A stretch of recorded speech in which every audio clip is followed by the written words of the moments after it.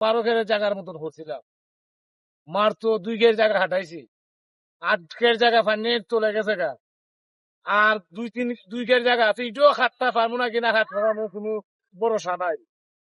এরপরে আমরা তো ওই পোস্টর বিনিময় করছি, একটা এলাকার মানুষ কৃষি অফিসের মানুষ আইয়া আমরা একটা সান্ত্বনা দিতে পারে, মেম্বার চেয়ারম্যানের তো আইয়া আমরা একটা সান্ত্বনা দিতে পারে, কি এমপি সাহেব আসুন তাইলে তো আমরা একটা সান্ত্বনা দিতে পারি, তার তো তাইলে তো মানুষ বাড়াইতে পারুন। এলাকার মাঝে খিতে হইতেছে না হইতেছে দেখিয়াও আমরা যে এইগুলা বন গেল আমরা কি উপাইব, ইয়ে খাল্লা ছাড়া কেউ নাই। আমরা তো ব্যাংক থেকে লোন টুন না দে আমরা কোনো কৃষক চলবার মতন না, বুঝছো ভাই?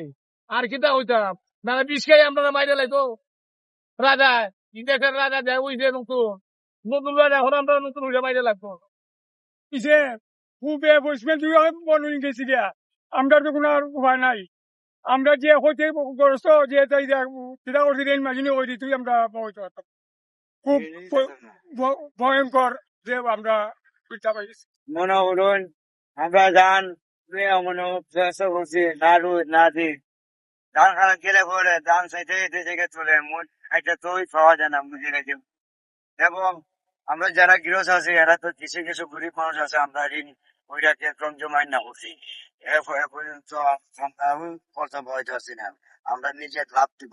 বর্তমানে আমরা ধান উড়াইতে পারছি না, এই জন্য ওই ধান মানুষ আছে যাই না, আমরা টিয়া দিচ্ছি ইটে ওই দিবার কোনো আমরা ব্যবস্থা হয়তো সরকার আমরা সাহায্য করলাম গরিব মানুষের, আমরা পাইলাম আইলাম বা হাতে জায়গার মধ্যে হটকের না গাইছে যে গাইছে, এটা তো আর দেখেন তো কি অবস্থা, সারিঙ্গুল উঁচু হয়ে গেছে গা, জ্বালা লাম্ব হয়ে গেছে গা, অন তো এটা খাইবারও না, এটা হতে মুরগ আসলে দিবার যোগ্য, মানে এটা তো আর দেখিয়া তো আর তৈয়া যাওয়ান গাছ না।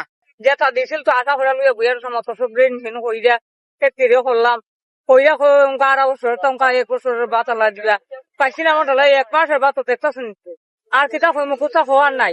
দিন কইরা করছিলাম 20 খের থেকে 60 খের জায়গা কাটছি, 16 খের জায়গা পানি তুলে গেছি গা, অন্তে 60 খের দেখাচ্ছি, 60 খের ওই পরিস্থিতি দেখো গেরা উঠছে, ওই দেখো গেরা ফল ফলাইতেছি, এই পরিস্থিতি দিন হতে না ইন্দি ভাইনি বৃষ্টির কারণ তো শেষ, ইন্দি জায়গা জায়গা বুড়া বুড়া আমরা পরিস্থিতি করে মরেন ছাড়া উপায় নাই আর বর্তমানে।